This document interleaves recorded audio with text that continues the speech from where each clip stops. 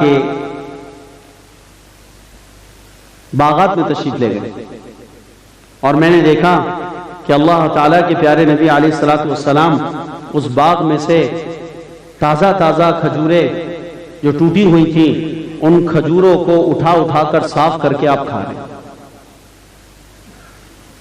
تو عبداللہ ابن عمر کہتے ہیں کہ مجھ سے اللہ کے نبی صلی اللہ علیہ وسلم نے ارشاد فرمایا کہ اے عبداللہ تم نہیں کھاتے؟ تو میں نے کہا یا رسول اللہ مجھے بھوک نہیں ہے، مجھے چاہت نہیں ہے۔ تو آپ علیہ الصلوۃ والسلام نے فرمایا عبداللہ سے کہ عبداللہ میں چاہت پر نہیں کھا رہا، میں تو خدا کی قسم اس کو اٹھا کر اس لیے کھا رہا ہوں وَهَٰذِهِ صُبْحُ رَابِعَةٍ لَمْ أَذُقْ طَعَامًا وَهَٰذِهِ صُبْحُ رَابِعَةٍ لَمْ أَذُقْ طَعَامًا۔ اے عبداللہ خدا کی قسم آج 4 راتوں کے بعد کی صبح ہے کہ میں نے 4 دن سے کوئی چیز کھائی نہیں ہے، بھوک کی شدت ہے۔ وَهَٰذِهِ صُبْحُ رَابِعَةٍ لَمْ أَذُقْ طَعَامًا، اور یہ 4تھی رات کی صبح ہے، یہ 4تھی رات کی صبح ہے کہ میں نے 4 دن سے کچھ نہیں کھایا۔ تو عبداللہ ابن عمر رضی اللہ عنہما فرماتے ہیں کہ اللہ کے پیارے نبی صلی اللہ علیہ وسلم کی یہ بات سن کر میں حیران ہو گیا۔ تو آپ نے فرمایا عبداللہ اگر میں یہ چاہتا تو یہ مکہ کے پہاڑ میرے لیے سونے کے بنا دیے جاتے، لیکن میں نے اللہ کو منع کیا اور میں نے اللہ سے معذرت کری اور میں نے کہا کہ اے میرے رب میں تو یہ چاہتا ہوں کہ ایک دن مجھے کھانے کو ملے جس پر تیرا شکر ادا کروں، اور ایک دن میرے اوپر فاقہ آئے کہ میں تیری طرف تضرع کروں اور صبر کروں۔ ورنہ اللہ نے تو مجھے کہا کہ محمد آپ کہتے ہیں تو یہ پہاڑوں کو ہم سونے کا بنا دیتے ہیں جو آپ کے ملک میں ہوں گے، لیکن آپ علیہ الصلوۃ والسلام نے یہ بات ارشاد فرمائی اور اس کے بعد فرمایا ثم قال فكيف يا ابن عمر، اے عمر کے بیٹے، ان کا نام عبداللہ تھا لیکن حضور صلی اللہ علیہ وسلم کو ان کے ابا جان سے بڑی محبت تھی، اس لیے عبداللہ کو عبداللہ کہتے نہیں تھے،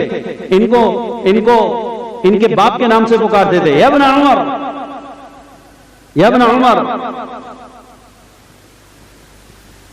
اے عمر کے بیٹے، اذا بقیت فی قوم، تمہارا کیا حال ہوگا اس وقت میں ابن عمر، فکیف بک یا ابن عمر اذا بقیت فی قوم، اے عمر اگر تم میرے بعد زندہ رہے تو تم دیکھو گے کہ تم ایک ایسی قوم کے اندر ہوگے،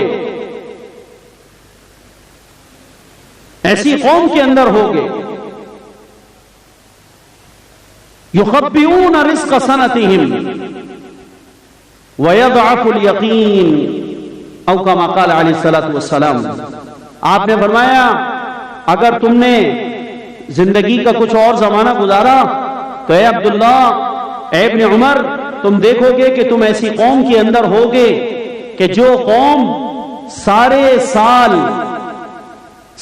سال کا رزق اپنے پاس جمع کر لیں گے اور اس کے باوجود بھی اللہ تعالیٰ کے ساتھ ان کا یقین کمزور ہوگا، اللہ کی رزاقیت پر اب بھی یقین نہیں آ رہا ہوگا، اللہ نے ان کو اتنا دیا ہوگا کہ اگلے 1 سال اگر یہ نہ کمائیں اور نہ محنت مزدوری کریں تو خدا نے ان کے خزانے میں، ان کے بینک بیلنس میں اتنا جمع کر دیا ہوگا، اتنا خدا نے ان کو دے دیا ہوگا کہ پورے 1 سال تک اگر یہ معطل ہو جائے تو ان کے گھر کا راشن، چولہا چراغ جلتا رہے گا۔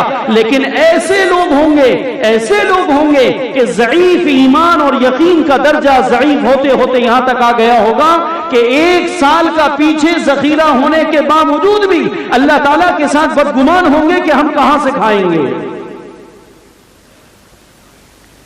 ہم میں ایک ہے ایسا، ہم میں ہزاروں ایسے ہیں جن کو 1 سال تک بھی اگر کہیں پر جاب نہ ملے تو 1 سال تک بھی وہ اپنا کھانا پینا، اپنا گھر کا خرچہ چلا سکتے ہیں، اتنا پیچھے ہے ابھی۔ اور دیکھو اللہ کے گھر میں بیٹھے ہو، اس کو چھپانے کی ضرورت نہیں ہے، نہ کوئی ہم سے مانگ رہا، نہ کوئی ہم سے لوٹ رہا۔ ایمانداری سے بتاؤ کہ ہم میں کون ایسا ہے جس کو آج سے 1 سال آگے تک 1 روپیہ نفع نہ ملے پھر بھی اس کے گھر کا راشن چل جائے گا؟ کون ہے؟ ہاتھ اٹھا کر بتائے۔ میں پہلے ہاتھ اٹھا رہا ہوں، میرے کو 1 سال تک 1 روپیہ نہ ملے، میں اپنے گھر کا خرچہ چلاؤں گا، میرے پاس الحمدللہ اتنا موجود ہے۔ اور بتاؤ کون کون ہے؟ سچ بتاؤ، جھوٹ نہیں بولنا، بالکل بالکل جھوٹ نہیں بولنا اللہ کے، ورنہ اللہ چھین لے گا، وہ اللہ واپس لے لے گا، اللہ بھیج دے گا 2 بھائیوں کو، ایک ٹیٹی کے ساتھ آئیں گے، نمٹ جائیں گے سارا کا سارا۔ اب دیکھو کتنے ہاتھ اٹھ گئے خوف کے مارے، کتنے اٹھ گئے۔ پہلے نہیں تم بتا رہے تھے کہ اللہ نے دیا، اللہ نے دیا ہے، دینے کے قابل بنایا ہے۔ ہمارے پاس اتنا ہے کہ اگر 1 سال تک بھی اگر ہمارے کو نوکری نہ ملے، 1 سال تک ہمارے کو ہماری تنخواہ نہ ملے، ہم 1 سال تک اپنے بیوی بچوں کا پیٹ پال سکتے ہیں، اللہ نے اتنا دیا ہے۔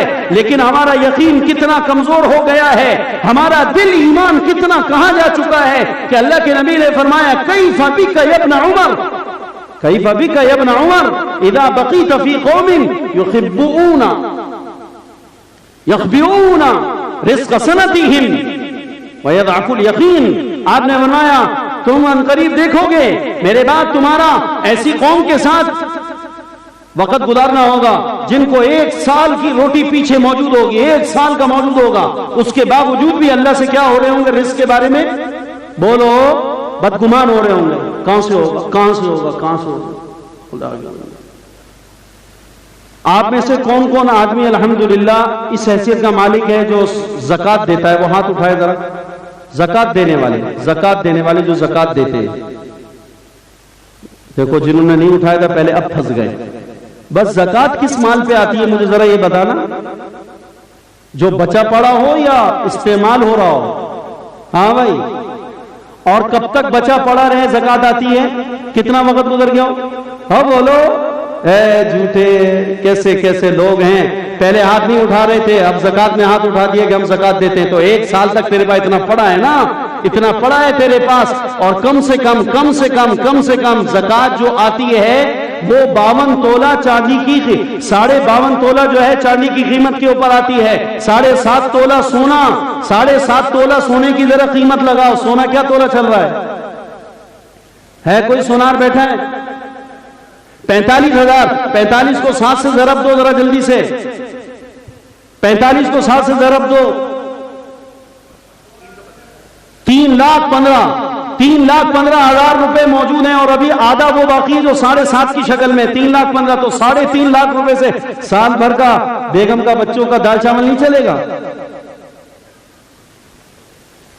کیسے جھوٹے کیسے ڈرتے شرماتے؟ بھائی شکر ادا کرنا سیکھو، خدا کے بندو شکر ادا کرنا سیکھو، شکر سے اللہ نعمت بڑھائے گا۔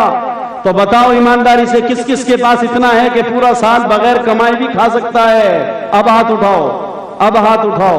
بغیر کمائے اس سال نہیں کمایا پھر بھی کھا لیں گے، بھوکے نہیں مریں گے، اونچا کر کے ہاتھ اٹھاؤ۔ اللہ تو نے ہمیں اتنا دیا، سب سے اوپر میرا ہاتھ ہے، میں اوپر بھی بیٹھا ہوں، اللہ اتنا دیا ہے کہ پورے سال ہمیں نہ بھی ملے پھر بھی ہم تیرا شکر ادا کرتے ہیں کہ ہم کھا سکتے ہیں، کسی کے آگے ہاتھ نہیں پھیلانا پڑے گا۔ کیا بات ہے، اللہ واپس تھوڑی مانگ رہا ہے ہم سے۔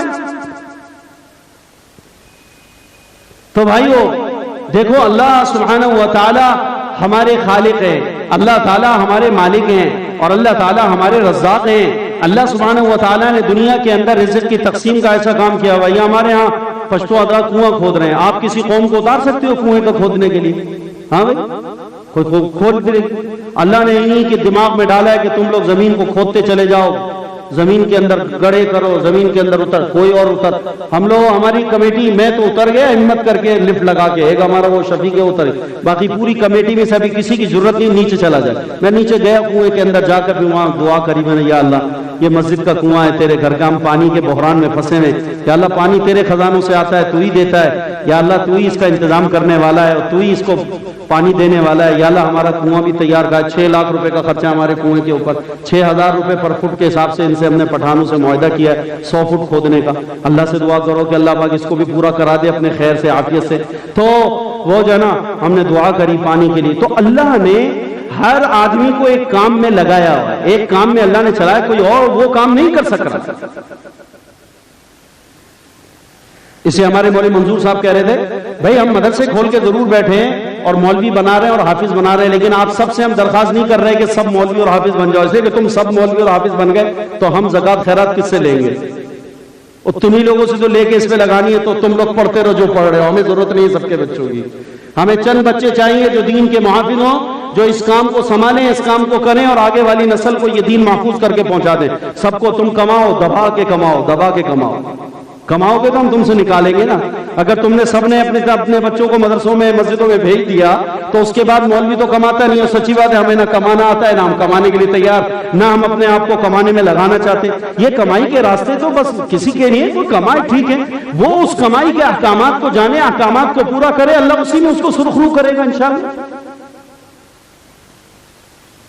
تو آپ دیکھیں کہ معاشرے کے اندر ایک خاص طبقہ ہے جو مولوی بنتا ہے، ایک خاص طبقہ ہے جو علم کی لائن سے آتا ہے. حالانکہ آپ دیکھ رہے ہیں کہ اللہ نے علم کی لائن سے کتنی عزتیں رکھی ہیں، کتنے فضائل آپ نے سنے. کتنا ایک حافظ کے بارے میں آپ سن لیں کہ حافظ کے بارے میں آتا ہے کہ جس نے اپنے بچے کو قرآن مجید حفظ کرایا، لیکن اس میں کتنے ہیں جو اس کو کرنے کو تیار ہی نہیں ہیں. حالانکہ خدا کے پیغمبر کی کتنی بڑی شہادت اور کتنی بڑی وزنی بات ہے کہ اللہ کے نبی نے فرمایا جس نے اپنے بچے کو حافظ بنایا اور وہ بچہ حافظ ہو گیا اور پھر اس بچے نے فَأَحَلَّ حَلَالًا وَحَرَّمَ حَرَامًا، اس نے قرآن کے حلال کو حلال اور حرام کو حرام جانا، ادخلہ اللہ الجنہ، اللہ تعالیٰ اس حافظ بچے کو جنت میں داخل کرے گا. وَشَفَّعُوا فِي آلِ بَيْتِهِ عَشْرَةً كُلُّهُمْ قَدِ اسْتَوْجَبُوا النَّارَ، اور اللہ تعالیٰ اس حافظ بچے کی سفارش پر اس کے گھرانے کے 10 ایسے آدمیوں کو جن کی اپنی بدعملی کی وجہ سے ان پہ جہنم واجب ہو چکی تھی، اللہ تعالیٰ اس حافظ بچے کی سفارش میں ان سب کو جنت عطا کرے گا.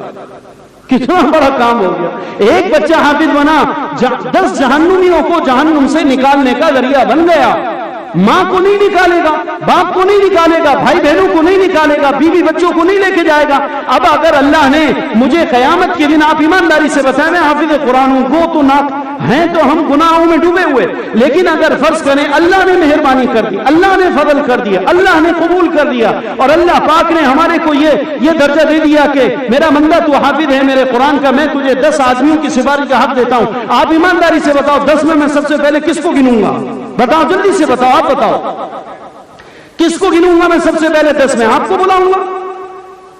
میں اپنی ماں کو پکاروں گا، میں اپنے باپ کو پکاروں گا، وہ بھی جب کہ میری ماں اور میرا باپ اپنی بدعملی سے جہنم میں جا رہا ہے. اگر وہ جنت میں جا رہے ہیں تو انہوں نے تو اپنا کام کر لیا، دوسرے تلاش کریں گے. میں دیکھوں گا میری بیوی ہے، میں دیکھوں گا میری بیٹی ہے، میں دیکھوں گا میرا بچہ ہے، میں دیکھوں گا میرا بھائی ہے، میں دیکھوں گا میری بہن ہے. کون جہنم میں جا رہا ہے اس کو جہنم سے بچانا میں اپنا اولین فرض سمجھوں گا. اگر خدا نے یہ سعادت قیامت کے دن اپنے فضل سے عطا کر دی تو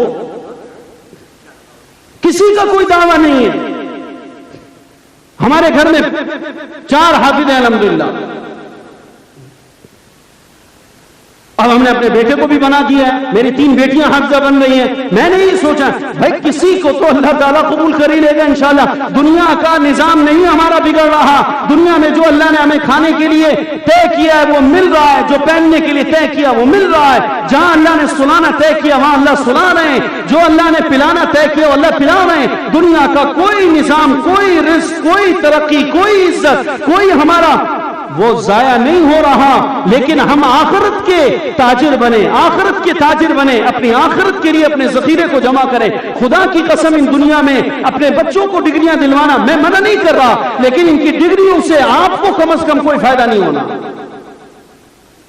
یہ کمائیں گے بھی تو اپنی بیویوں کو بھریں گے. ماں باپ کو بھرنا ہر ایک کی بس کی بات نہیں ہے، وہ تو باپ کی دوائی مشکل ہو جاتی ہے. اس سے اللہ سے دعا کرا کریں. بزرگ جو بیٹھے ہیں، یا اللہ تو اس کائنات میں سے، ہمارے والد یہ دعا کرتے ہیں، یا اللہ اس کائنات میں سے کسی مخلوق کا تو ہمیں محتاج نہ کر، اور اے کریم رب تو ہمیں بڑھاپے میں ہماری اولادوں کا بھی محتاج نہ کر. ارے بڑی ذلیل ہو گئی آج کی اولاد. ماں باپ کو جوتے مارتے ہیں، گالیاں بکتے ہیں، ماں باپ کو دہلیزوں سے دھکے دیتے ہیں. ایک واقعہ نہیں سینکڑوں واقعات ہمارے پاس جمع ہیں.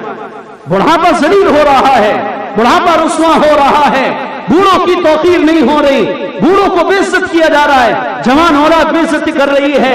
اللہ ہم تجھ سے دعا کرتے ہیں کہ تو ساری زندگی ہمیں اپنا محتاج بنا کر رکھ اور اپنی مخلوق میں سے کسی کا محتاج نہ بنا، حتیٰ کہ تو ہمیں ہماری اولادوں کے بھی حوالے نہ فرما.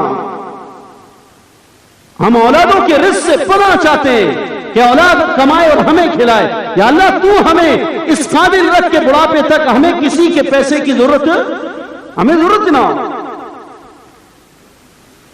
اللہ دے گا, اللہ کھلائے گا, اللہ پلائے گا. اللہ سے مانگا کریں. میرے والد ماجد آج بھی الحمدللہ آج بڑھاپے کے 70-75 سال عمر ہونے کو آ گئی ہے. 54 سن 1900 یاد نہیں مجھے ابھی ذہن میں, 1945 1945 کی لکھی ہے پیدائش. 45 سے کتنے بن گئے؟ شناختی کارڈ دیکھا تھا میں نے. 45 سے کتنے بن گئے ہیں؟ 72 سال. اس 72 سال میں ہمارے والد نے 5 جوان مستنڈے بیٹے ہیں. ان بیٹوں میں سے کسی ایک سے 1 روپیہ نہیں لیا. ایسا غیرتی باپ ہے ہمارا. 1 روپیہ قبول کرنے کو تیار نہیں کسی کا. 1 روپیہ نہیں لیتے. الٹا کہتے ہیں اپنے پاس رکھو, اپنے بیوی بچوں کو کھلاؤ. اللہ نے مجھے بہت دیا اور دینے کے قابل بنایا, اور تمہیں ضرورت ہو تو مجھ سے پوچھنا, میں تمہارا ابا ہوں. ہمیں نہیں چاہیے. ہم نے تمہارے کو نہ دین اس لیے پڑھایا تھا کہ تم سے کوئی تم اپنا کرو, ہمیں ضرورت نہیں. 72-74 سال کی عمر. آج بھی الحمدللہ ہمارے والد صاحب ہمارے سے مستغنی ہے بالکل. ہم بھی اللہ سے دعا کرتے ہیں, اللہ جیسے ہمارے والد کو آپ نے بڑھاپے تک اولادوں سے بھی محتاج نہیں کیا, اوروں کا تو کیا محتاج ہو, اولادوں کے محتاج. یا اللہ اگر ہماری لمبی عمر ہو تو یا اللہ تو ہمیں بھی ہماری اولادوں کا محتاج نہ کرنا. میں نے بڑا ذلیل ہوتے ہوئے دیکھا ہے اولادوں کے ہاتھوں بوڑھوں کو. تو بھائیو, آخرت کا نفع اگر ہمارے سامنے ہوگا تو اللہ تعالیٰ ہمارے دنیا کے نفع کو بھی اللہ تعالیٰ ہمارے ضائع نہیں کریں گے. اللہ تعالیٰ ہمیں دے گا. صحابہ کو دیا اللہ تعالیٰ نے ایسے انداز میں دیا کہ بس ہم کیا بتائیں آپ کو. یہ واقعہ سنا دیتا ہوں پھر اذان ہوگی انشاءاللہ. تبلیغ والوں سے تو آپ نے سنا ہوگا, حیات الصحابہ جلد 3 جلد کے اندر یہ واقعہ ہے. غیبی رزق اللہ کی طرف سے ملا کرتا ہے, اور ایسی جگہ سے اللہ پاک اپنے بندوں کو روزی دیتے ہیں جہاں سے آدمی کا گمان بھی. حضرت مقداد ہیں ایک صحابی, مقداد ابن اسود رضی اللہ عنہ. ان کی بیگم صاحبہ ہیں, ان کی گھر والی ہیں, ان کا نام ہے حضرت زباعہ بنت زبیر. حضرت زبیر کی صاحبزادی ہیں. یہ حضرت مقداد کی اہلیہ ہیں. تو حضرت زباعہ کہتی ہیں کہ ایک دفعہ حضرت مقداد جو میرے خاوند ہیں وہ قضاء حاجت کے لیے مدینہ منورہ کے اندر بقیع الغرقد, جس طرف جو جنت البقیع کے نام سے جانا جاتا ہے, یہ بقیع الغرقد ایک قبرستان ہے. اس قبرستان کے پیچھے سارا صحرا تھا. تو حضرت مقداد ابن اسود قضاء حاجت کے لیے واش روم کے تقاضے کے لیے وہاں پیچھے چلے گئے, بقیع الغرقد کے پیچھے. تو کہتی ہیں کہ اس زمانے کے اندر چونکہ کھانا پینا نہیں ہوا کرتا تھا, رزق نہیں تھا, ملتا نہیں تھا, اور کئی دن کا فاقہ ہوتا تھا, اور بعض مرتبہ درختوں کے پتے بھی چاپنے پڑتے تھے, اور غذا بالکل خشک ہوتی تھی. تو وہاں پر اس زمانے کے اندر جو قضاء حاجت کرنے کے لیے جایا کرتے تھے مرد, تو وہ جب قضاء حاجت کر کے فارغ ہوتے تو ان کی قضاء حاجت ایسی خشک ہوتی جیسے کہ اونٹ کی مینگیاں ہوتی ہیں. کھانا نہیں تھا, بالکل خشک غذا. تو قضاء حاجت سے فارغ ہو کر تھوڑا سا دور قضاء حاجت ایک جگہ کر رہے تھے, تو ایک چوہا آیا. اس جنگل میں ایک بل سے نکل کے ایک چوہا آیا, اور چوہا آیا اور آ کر حضرت مقداد رضی اللہ تعالیٰ عنہ کے سامنے ایک دینار اس نے اپنے منہ میں دبا رکھا تھا. یہ دینار ان کے سامنے ڈالا, جو سونے کا سکہ ہوتا ہے وہ ڈالا اور چلا گیا. اس کے بعد حضرت مقداد دیکھ کر بڑے حیران ہو گئے کہ یہ میرے آگے سونے کا سکہ ڈال کے کیسے چلا گیا. تھوڑی دیر تک اسی حیرانی اور پریشانی کے اندر تھے کہ دیکھا دوبارہ وہ دوڑا ہوا آ رہا ہے, اس کے منہ کے اندر دوبارہ ایک دینار ہے. دوسرا ڈالا اور اس کے بعد یہاں جمع کیا, یہ ان کے سامنے پھینکا, پھر دوڑ گیا. اس کے بعد پھر تیسرا, پھر چوتھا چکر لگایا, پھر 5واں چکر لگایا, پھر 6واں چکر لگایا, پھر 7واں چکر لگایا. 17 مرتبہ آیا اور 17 سونے کے سکے ان کے سامنے ڈال کے چلا گیا. یہ بڑے حیران ہو گئے. انہوں نے وہ سکے جمع کیے, اور جمع کرنے کے بعد ان سکوں کو لے کر, اب ہمارے جیسا کوئی ہوتا تو چپکے سے سیدھا گھر لے کے آتا. تو انہوں نے کہا اس کا شرعی مسئلہ پوچھ لوں, یہ تو بغیر محنت کے مجھے ملا ہے, اور ہے بھی مال لقطے کا. جو گری پڑی چیز ہو وہ کیا ہوتی ہے؟ لقطے کی ہوتی ہے. اس کے احکامات ہیں الگ. تو آپ صلی اللہ علیہ وسلم سے یہ ماجرا سنا کر یہ واقعہ اور آپ کی خدمت میں یہ پیش کر دیتا ہوں.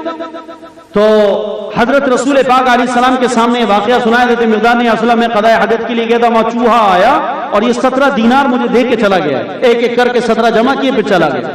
اب یہ 17 دینار کا کیا حکم ہے, یہ آپ رکھ لیجئے اور بیت المال میں جمع فرما دیں. آپ علیہ الصلوۃ والسلام نے فرمایا کہ تم نے اس کو اٹھانے کے لیے اس کے بل میں جا کر اس کے بل سے نکالنے کی مشقت اور محنت تو نہیں کی تھی, کہ اگر محنت کر کے مال کمائے تو اس کے اندر پھر شریعت کا جو عشر ہے, جو خمس ہے, وہ لازم آتا ہے, اس خمس کا پھر ادائیگی کرنا ہوتی ہے. انہوں نے کہا یا رسول اللہ میں نے تو کچھ بھی نہیں کیا, میں تو قضاء حاجت میں لگا ہوا تھا اور خوش ہونے کی وجہ سے وقت لگتا ہے قضاء حاجت سے فارغ ہونے میں. یا رسول اللہ میں تو تماشا دیکھتا رہا, وہ چوہا آیا اور آ کر ایک اور ایک اور ایک اور ایک اور اس طرح 17 دینار ڈال کے چلا گیا. تو میں نے تو اس کے اوپر کوئی بھی محنت نہیں کی, وہاں سے اٹھا کے آپ کے پاس لیا. اللہ کے نبی صلی اللہ علیہ وسلم فرمایا تو اس کے اوپر خمس بھی نہیں ہے اور اس کے اوپر جو شرعی جو حق ہوتا ہے وہ بھی نہیں ہے. اور یہ مال اللہ تعالیٰ نے تمہیں وہ عطا کیا ہے جس کو غیبی روزی کہا جاتا ہے, اسی یہ تمہارے کو اللہ کی طرف سے غیبی شکل میں روزی ملی ہے. اور اللہ نے قرآن میں کہا وَمَن يَتَّقِ اللَّهَ يَجْعَل لَّهُ مَخْرَجًا وَيَرْزُقْهُ مِنْ حَيْثُ لَا يَحْتَسِبُ. تم میں سے جو آدمی تقوی اختیار کرے گا ہم اس کو وَمَن يَتَّقِ اللَّهَ يَجْعَل لَّهُ مَخْرَجًا, اس کو ہر ضیق میں ہم راستہ عطا کریں گے. وَيَرْزُقْهُ مِنْ حَيْثُ لَا يَحْتَسِبُ, اور اس کو ایسی جگہ سے روزی عطا کریں گے جہاں سے اس کا گمان تک نہیں. اب بتاؤ چوہے کے ذریعے سے تنخواہ کا ملنا سمجھ میں آتا ہے, یا تو سیٹھ صاحب سے ملنا سمجھ میں نہیں آ رہا, پتہ نہیں دیں گے نہیں دیں گے. ہم اب گئے وہاں علاج کے لیے, اہلیہ کو لے گئے جنا اسپتال, سارے ڈاکٹروں نے وہاں پر ہڑتال کر رکھی, وہ او پی ڈی بند پڑی ہوئی ساری, پیر کا دن او پی ڈی بند پڑی. کیا ہو گیا, پریشان ہو گئے, افراتفری, ایمرجنسی, جو لوگ آ رہے ہیں اور ایکسیڈنٹ کیس ہیں کوئی لینے والا نہیں. لوگوں سے ہم نے پوچھا کیا ہوا, انہوں نے کہا جی ڈاکٹروں کو 4 مہینے سے گورنمنٹ نے سیلری نہیں دی ہے, اس لیے ہڑتال ہو رہی ہے. کام کرنے کے باوجود انسان اس کا حق دینے کو تیار نہیں ہے. تو کسی کو کوئی سیلری لا کے کوئی چوہا دے گا؟ بولو بھائی, چوہا دے گا؟ اللہ نے چوہے کے ذریعے سے. تو اس کے بعد حضور صلی اللہ علیہ وسلم نے مقداد کو دیا اور برکت کی دعا دی اور فرمایا اللہ تجھے اس مال میں برکت دے. حضرت زبیعہ کہتی ہیں بنت زبیر رضی اللہ عنہ کہ اس مال سے ہم کھاتے رہے کھاتے رہے کھاتے رہے, اور اللہ کی قسم وہ دینار ختم ہی نہ ہوئے جب تک کہ میں نے حضرت مقداد کے گھر کے اندر میں نے چاندی کے سکوں کی بوریاں بھری ہوئی نہ دیکھ لی. چاندی کے سکوں کی بھری ہوئی بوریاں نہ دیکھ لی. اس وقت تک وہ وہاں پر وہ ہمارے کو چلتے رہے اور استعمال ہوتے رہے. اللہ نے تقوی کی وجہ سے یہ روزی اس طرح عطا فرمائی. بھائیو دوستو بزرگوں, آپ حضرات کے جیسے علم میں ہے کہ ہمارا کراچی کا سالانہ اجتماع اللہ کے فضل سے 4 تاریخ کی شام یعنی کل بروز جمعرات عصر میں شروع ہو چکا ہے, اور آج اجتماع کا دوسرا دن ہے. کل انشاءاللہ اور اجتماع رہے گا, پھر پرسوں اتوار کے دن انشاءاللہ صبح میں کسی وقت دعا ہوگی. آپ بھائیوں سے درخواست ہے کہ آج کا دن بھی اللہ نے چھٹی کا ہمیں عطا کر دیا, اور کل کا دن بھی ہمارے پاس ہے. بہت سارے لوگوں کی ہفتے کے دن بھی چھٹی ہوتی ہے اور اتوار کا دن ویسے بھی چھٹی کا ہے. تو بھائیوں اپنے وقت کو قیمتی بنائیں. اکابرین کے بیان ہو رہے ہیں, علماء کے بیانات ہیں, بزرگوں کے, اس سے بہت فائدہ ہوتا ہے. اور بڑی تعداد کے اندر الحمدللہ ایک مجمع وہاں پہنچا ہے. کل ہم جب وہاں پہ پہنچے تھے تو اتنا رش تھا کہ ٹریفک کے راستے کے اندر ہی ہمیں 1 گھنٹہ تقریباً لگ گیا پہنچنے میں. تو ایک مجمع ہے الحمدللہ, اللہ نے تفصیل کے ساتھ وہاں پر مجمع کو پہنچایا ہے. تو ہمیں اس کا فائدہ ہے. آپ جائیں گے, جا کر بزرگوں کی صحبت میں بیٹھیں گے, کابرین کے بیانات سنیں گے. اللہ پاک زندگیوں کو بدل رہا ہے. کروڑوں انسانوں کی زندگیاں بدل گئی ہیں آج تک.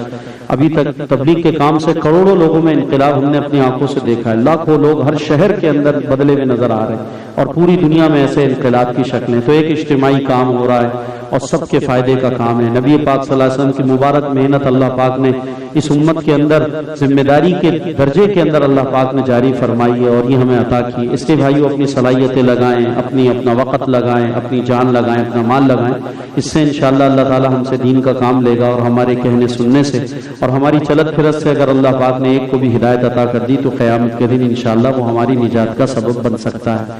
تو امید ہے انشاءاللہ سب بھائی شرکت کریں گے اجتماع میں انشاءاللہ. کون کون بھائی جائے گا ابھی انشاءاللہ؟ ہم تو جمعہ پڑھانے آ گئے تھے, ورنہ تو ہم نے سوچا تھا کہ بھائی وہیں پر رہیں, لیکن ہماری مجبوری ہے, اس لیے جمعے کے لیے آنا تھا. تو انشاءاللہ پھر ترتیب بنائیں گے دوبارہ جانے کی. تو سب بھائی جائیں انشاءاللہ. ٹھیک ہے بھائی انشاءاللہ. یا ربنا لك الحمد كما ينبغي لجلال وجهك ولعظيم سلطانك اللهم لا نحصي ثناء عليك انت كما اثنيت على نفسك اللهم صل وسلم وبارك على سيدنا مولانا محمد. اے اللہ تو اپنے کرم سے ہمارے جمعۃ المبارک کے اجتماع کو اپنی بارگاہ میں شرف قبولیت عطا فرما، تمام حاضرین کی مغفرت فرما، سب کی جملہ حوائجات کو اپنے خزانوں سے پورا فرما، اور ہمیں اپنے غیر سے میں سے کسی کا بھی محتاج نہ فرما، ہر آن ہر گھڑی اپنی دستگیری اور اپنی محتاجگی عطا فرما. اور یا اللہ تو اپنے کرم سے ہمیں ہماری اولادوں کے ابھی محتاج نہ بنا. اے اللہ تو اپنے کرم سے ہمیں ہر قسم کی بیماریوں سے شفا کاملہ عاجلہ عطا فرما. اس مجلس میں جو بھائی بھی بیمار بیٹھے ہیں یا اللہ تو اپنے کرم سے سب کی بیماریوں سے واقف ہے. اے اللہ تو اس عاجز سمیت جتنے مسلمان بھائی بیمار ہیں یا اللہ سب کو صحت عطا فرما، بغیر دواؤں کے صحت عطا فرما، ہمیں تندرستی و صحت عطا فرما کر اس کو اپنی طاعت میں لگانے کی توفیق عطا فرما. یا اللہ تو اپنے کرم سے ہمارے لیے حلال پاکیزہ برکتوں والی روزیوں کے دروازے کو کشادہ فرما دے. جو برسر روزگار ہیں ان کے حلال روزگاروں کی حفاظت فرما، جو بے روزگار ہیں ان سب کو حلال روزیاں نصیب فرما. اے اللہ جو پریشان حال ہیں ان کی پریشانیوں کو دور فرما. یا اللہ تو اپنے کرم سے دن دگنی رات چگنی ہمیں ترقیاں نصیب فرما، اسلام کو سربلندی عطا فرما. اس مسجد کو، اس مسجد ہذا کو یا اللہ تو توحید و دعوت کا، قرآن و سنت کا، تبلیغ و دعوت کا مرکز بنا. یا اللہ تو دن دگنی رات چگنی ترقیاں آبادیوں میں نصیب فرما. یا اللہ تو اپنے کرم سے ہمارے تمام کاموں میں یا اللہ تو خیر اسلوبی پیدا فرما اور برکتیں عطا فرما، اور اپنے خزانوں سے اس کے غیب سے انتظامات فرما. یا اللہ تو اپنے کرم سے یہاں آنے والے بھائیوں کو یا اللہ جو دور سے آتے ہیں قریب سے آتے ہیں سب کا آنا جانا محفوظ فرما. ہر قسم کے حادثات سے، ہر قسم کے شر سے حفاظت عطا فرما، ہر قسم کے حاسدین سے ہماری حفاظت فرما. اے کریم رب اپنے کرم سے ہماری آل اولاد کو نسلوں کو دین کے لیے قبول فرما. اے اللہ تو ہماری آل اولاد کو نسلوں کو قبول فرما. ہماری جتنی بے نکاحی بچیاں گھروں میں شادی کی عمروں میں یا اللہ سب کے لیے جوڑ کے نیک رشتے عطا فرما. اے اللہ ہماری جتنی بچیاں شادی کی عمروں میں ہیں یا اللہ تمام بچیوں کے لیے، تمام بہنوں کے لیے، تمام ہماری مستورات کے لیے جوڑ کے نیک رشتے عطا فرما. اور جتنی بچیوں کے نکاح ہو چکے ہیں ان کو اپنے گھروں میں آبادیاں عطا فرما. اولاد والی ہیں تو اولادوں کو نیکوکار بنا، بے اولاد ہیں تو سب کو نیک صالح اولادیں عطا فرما. اے اللہ تو اپنے کرم احسان سے 5 وقت جماعت سے نماز کا اہتمام عطا فرما. تبلیغ کے کام کو پوری دنیا میں ہدایت کے آنے کا ذریعہ بنا. تبلیغ کے کام کو پوری دنیا میں ہدایت کے آنے کا ذریعہ فرما. ہمارے ملک کو صالح قیادت عطا فرما. اور اے اللہ غاصبین قسم کے اور یا اللہ ذہنی غلام جو کافروں کے ہیں ان سب غلاموں سے ہمارے کو آزادیاں اور خلاصیاں چھٹکارے عطا فرما. اے اللہ جو اس ملک کو کھوکھلا کرنے میں لگے ہوئے ان کو عبرت کا نمونہ بنا، عبرت کا نشانہ بنا. اس پاک سرزمین کی، اس دھرتی کی چپے چپے کی تو حفاظت فرما. اس کو اسلام کا مرکز بنا، اس کو توحید کا مرکز بنا، اس کو رشد و ہدایت کا مرکز بنا، اس کو تبلیغ و دعوت کا مرکز بنا. اور یہاں کے غیرتی مسلمانوں کو یا اللہ اسلام کے لیے ہر طرح کی قربانی دینے کے لیے میدان جہد میں آنے کی توفیق عطا فرما. اللهم صل وسلم وبارك على سيدنا ومولانا محمد.